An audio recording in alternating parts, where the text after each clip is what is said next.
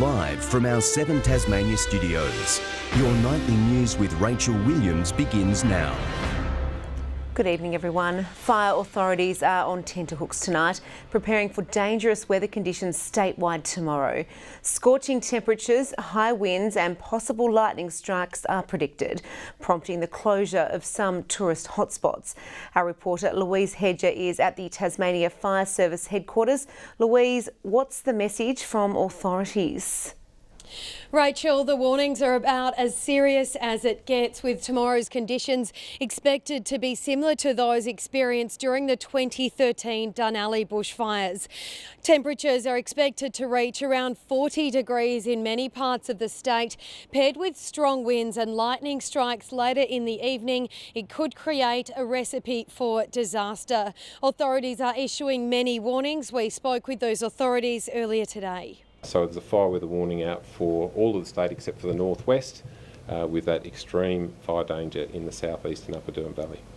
Fire authorities, including volunteer crews and aircraft, are ready to respond, but reminding Tasmanians if a fire starts in these conditions, they can be extremely difficult to control. So we're going to have strike teams pre-positioned. On days of total fire ban, we double our mobilisation. So we'll have 2 brigades going instead of 1. Residents in high-risk areas are urged to enact their bushfire plans. So need to rethink about what your bushfire plan will be for tomorrow. Don't expect a fire truck in every driveway. We will not put firefighters' lives at risk to defend the undefendable. Tourist hotspots such as the Wineglass Bay Walk, parts of Mountfield National Park and Mount Wellington are closed. That information is on the Parks and Wildlife website. People are warned to not camp or visit bushy areas and are reminded how critical it is to not light campfires. You might think that you have your fire controlled, but it only takes a second for that fire to escape. And you know, it's important for everybody to follow the warnings and follow the bans that are in place. So, Rachel, all Tasmanians are reminded to remain vigilant in the coming days and to keep an eye on the TFS website for any up-to-date advice. Back to you. To some breaking news now, and police have confirmed a man has died in a jet ski accident in the state's northeast. For more, we're joined by reporter Sean McComish. Sean, what went wrong? Rachel, details are still scarce at this stage, with authorities still at the scene. What we know is that just before 3 p.m, emergency services were called to Ringarooma Bay in Tomahawk. There they found an unconscious man who had been involved in a jet ski accident. First aid was performed, but sadly, the 35-year-old man from Waverley died at the scene. Police are yet to determine just how the tragedy unfolded before they prepare a report for the coroner. Rachel. Residents of a Gagebrook unit have lost their home after a fire ripped through the building overnight. Occupants of a neighbouring unit were forced to flee from their home after the blaze took hold. A beloved home in ruins. That's what's left of this Gagebrook unit. Tasmania Fire Service crews were called to the corner of Tottenham Road and Baronia Place just after 12:30 this morning, following reports that the property was engulfed in flames. Our volunteer and career crews worked well together on scene, and a short time after arrival, in approximately half an hour, they had the fire largely under control. Investigators combed through the scene this morning, trying to piece together how it occurred. It's believed the fire started in the lounge room, quickly working its way through the rest of the property. Thankfully, no one was inside. Fortunately, no, there were no injuries in this fire. The people who live here were out at the time. A conjoining unit was also placed under threat, with crews rushing to protect their home from going up as well. So the people in the unit conjoining had to be evacuated as their apartment was also filling with smoke. Neighbours were able to escape, thanks to a working smoke alarm alerting them. Firefighters say it's a reminder of the importance of the devices. We try and ram home that message, and it's a really good lesson in this fire that smoke alarms really do save lives. A damage bill has yet to be determined. It's believed the fire was deliberately lit. John Hunt, 7 Tasmania News. Police have interviewed 3 youths over what they've described as a savage attack in Launceston. A 25-year-old man was allegedly assaulted and had his phone and wallet taken at the Brisbane Street Mall just before 2 a.m. Police say 5 youths were allegedly involved in the incident and are likely to be charged with assault and stealing. No serious injuries, but I don't think people realise how quickly these things can escalate, and a person only has to fall and hit their head, and you can be dealing with the death very, very quickly. Any witnesses are urged to contact police. The Tasmanian government isn't ruling out compensating volunteer firefighters either. Federal Labor is calling on the Premier to ensure volunteers are remunerated for their service. The opposition also wants a national scheme set up for the assistance. Premier Will Hodgman said the state would consider any initiative to support volunteers. Meanwhile, Tasmania's Falls Festival is still going ahead, but authorities are reminding revellers to remain vigilant with the extreme weather conditions expected tomorrow. Thousands of excited partygoers are already at the event, arriving early today to secure a good spot and settle in to watch a legendary Australian playing tonight. A Falls tradition, day one, and thousands of cars line up bumper to bumper, ready to party or relax. Yeah, I'm very keen. Yes, excited. I think once we get in and set up, it'll be a little bit better, but just trying to get through this major traffic jam. The majority arriving today, settling into campsites, ready for some long-awaited celebrations. How long have you been counting down to Falls this year? Since last year. It's a really good atmosphere. Everyone seems to be on a good high, loving life and enjoying themselves. So. Dozens of artists are on the lineup, and there's a genre to suit all tastes. Halsey, yes. Really excited to see John Farnham. The weather's expected to tip 34 degrees tomorrow at Marion Bay. Organisers stressing the importance of festival goers being prepared. Put sunscreen on, to drink lots of water and to look after yourselves and look after your friends. While the lawn event had to be cancelled, the same fire threat isn't present here. Authorities, though, will remain on high alert, prepared to tackle any risks. The area has been mitigated with the preparations that we have. Lawn's in a forested location, we're not in a forested location. There will be a strong police presence to crack down on antisocial behaviour and ensure attendees party safe. We're asking all the patrons, if you see something that is wrong or is not right, put your hand up, let someone know what's going on. Louise Hedger, 7 Tasmania News. As 2019 comes to an end, we have the final in our series wrapping up the political year with a one-on-one interview with Tasmania's Premier Will Hodgman. He says the state of our economy topped his list of highlights, but the year wasn't without its challenges, navigating his way through a complex and at times chaotic political landscape. Our political reporter Michelle Wisby has this special report. A proud Premier showing off Tasmania's tourism boom. As 2019 draws to a close, Will Hodgman named up the state's economy as his highlight. Without doubt to be, for the first time ever, the country's best performing economy. It doesn't happen by luck. But the economy was just one sweet spot in a year of political struggles, left to deal with the fallout of a confusing and chaotic parliament. The election takes effect from today. After a 2018 spent working around his rebel speaker Sue Hickey, this year she had a competitor. I think she'll steal my broomstick. Madeleine Ogilvie making things a lot easier for the Premier as he attempted to pass controversial legislation through the Parliament. Madeleine's commitment is to provide security and stability to our Parliament. We were elected just 2 years ago to deliver that, and she's playing her part. Is it frustrating that you have had to spend more time in that political space this year than perhaps other years? We haven't really had to. I mean, we manage these things. We deal with changes in personnel. That happens in every walk of life. You've got to deal with it, get on, remember why we're there. The Premier left with a lot to manage. Early this year, in the space of just 2 weeks, the Premier lost 2 loyal Liberals, Adam Brooks and Reen Hidding. There are often changes in any way of life, and in the political arena no less. There will be always changes. It's my job to manage the team. What do we want? Respect! When do we want it? Now! The government faced a revolt of its own workers, tough negotiations with public sector unions over wages and conditions. In the end, a temporary peace deal was reached, but that's set to expire soon. But it was health that once again dominated the year.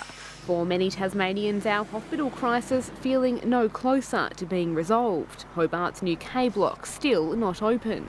They're going through the hospital, making sure it's safe, it's compliant, it's going to run well, and early in the new year, by February we're told, new K block will be open. In a major cabinet reshuffle, the Premier shifting Michael Ferguson from his long-held health portfolio. So Sarah Courtney will become the state's new Minister for Health. It was a good chance for us to freshen the team up, and Sarah Courtney brings new perspectives, new experience, new way with new leadership in the health system. Inside Parliament, the government reintroducing mandatory sentencing laws for child sex offenders against the advice of lawyers' groups. If people commit appalling crimes against children, in my view, they should be serving jail time. Why go and get all that advice then if you're not going to follow through with what the experts say? Well, we won't always agree with the views of others in our community. We're taking a stand. I'd rather be standing with victims. But legislation didn't always go his way. Labor and the Greens teaming up, passing changes to birth certificate laws. Something Will Hodgman hasn't ruled out reversing. Those sorts of implications of any future changes to the laws, we would of course consider. I mean, we want Tasmanians to be safe, secure, confidence in their community, so we'll not do anything to compromise that. After a year managing Tasmania's complex parliament, the Premier says he will now take a short break before returning for another busy year in 2020. Next year, our plan is to keep Tassie top, the best performing economy in the country, more jobs, more business activity and investment in our state. Michelle Wisby, 7 Tasmania News.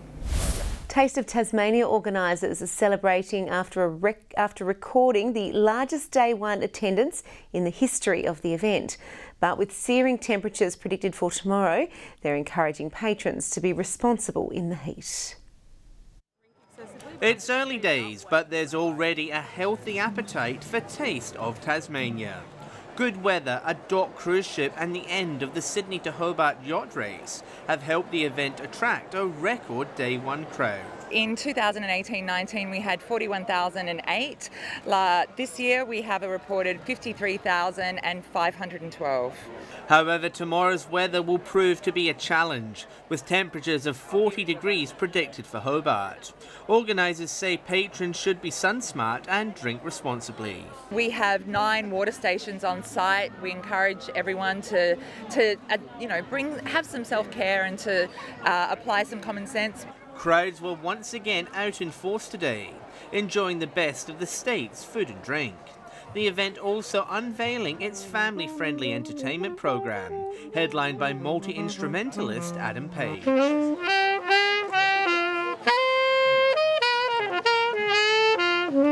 It's completely improvised, so it can go any which way, and with kids, they take it into some pretty crazy directions. And Tasmania's latest cider company is also using Taste to launch itself. Plenty Cider will soon be hitting bottle shop shelves, with local produce featuring heavily.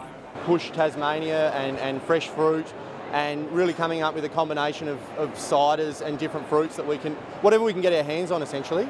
John Hunt, 7 Tasmania News. Fork in the Road has claimed its 8th line honours in the Launceston to Hobart yacht race. The winners sailed over the finish line with the time of 2 days, 2 hours and 22 minutes. They were followed closely by Rivals Dream. Persistence has paid off for Victorians at the Latrobe Carnival. The magic moment was tantalisingly close for the Tasmanian talent, but the night went to determined rivals clawing their way back from injuries.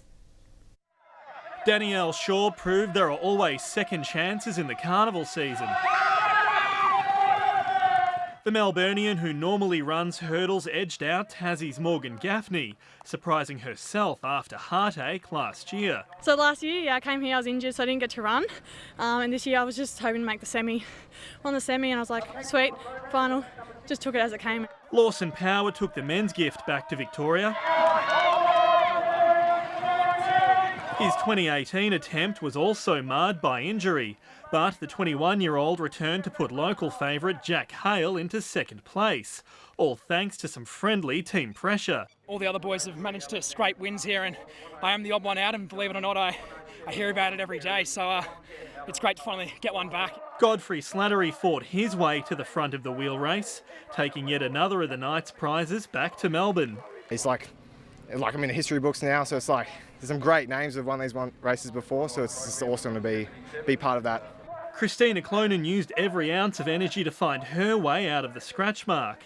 Oh, it was hard. It was very hard. They gave us a run for our money, I think. The thing with handicaps is everyone's got their own little plans going on, and everyone usually goes into a bit of a chop. And when it came down to the chop, Glenn Gillam made the moment his. Just another one for the shelf, just to put memories into a scrapbook and just look back and just remember the day for what it was. Sean McComish, 7 Tasmania News. Good evening. 33 degrees was the state's high today, recorded at Ouse, Hobart 25, Launceston 29, Burnie 21 and Devonport 20. Lyowini reached 27 today, the Harts Mountains and Smithton 25, King Island 24 along with Friendly Beaches, Flinders Island and St Helens 23, 21 at Strawn and Maria Island and Lowhead just 19 there. Some low clouds seen about the southeast today with sunny conditions elsewhere. A low pressure system and cold front are situated southwest of the Bight and an extensive area of high level cloud is to the east of this system and stretches across to Tasmania. Tomorrow a vigorous cold front crosses Tasmania during the evening. The high in the Tasman Sea remains and extends a ridge up the coast of New South Wales and Queensland. A high pressure ridge moves into the Bight while several surface troughs remain over mainland Australia. Coastal waters now, winds 10 to 20 knots, reaching 30 knots about the west and south during the afternoon, seas up to 3 metres. A strong wind warning is current for southern and western coastal waters from Tasman Island to Sandy Cape and also for the southwest and central plateau lakes. A fire weather warning is current for the Midlands, Upper Derwent Valley, southeast, east coast, central plateau, Furneaux Islands, central north and western forecast districts. Tomorrow in Hobart, a very hot day, 40 degrees there with late storms expected. Ouse very much the same, while Dover is a little cooler, 33. Launceston a hot day with late storms, 34. Devonport 26 and Scottsdale 31 with late showers and storms. 29 in Burnie, 31 at Strawn and Stanley 24, all with storms forecast. Hot with a possible shower at St Helens, 32. A storm likely at Swansea, 38 and also for Ross, 35. The UVs is extreme 10s and 11s across the state. Looking ahead to Tuesday, showers easing and contracting to the west and east, clearing during the afternoon. Wednesday, showers in the west, fine elsewhere, and showers in the west and far south on Thursday, fine elsewhere. Very hot conditions across much of the mainland tomorrow with a sweltering 43 degrees in Melbourne. Currently in Hobart, it's 19 and partly cloudy, Launceston 26 and sunny, Devonport 19 and sunny. And a reminder to stay vigilant in those extreme fire conditions tomorrow, Rach. Absolutely. Thank you very much for that, Carmen. Well, that's all your news for now. Thanks for joining us. Take care. Good night.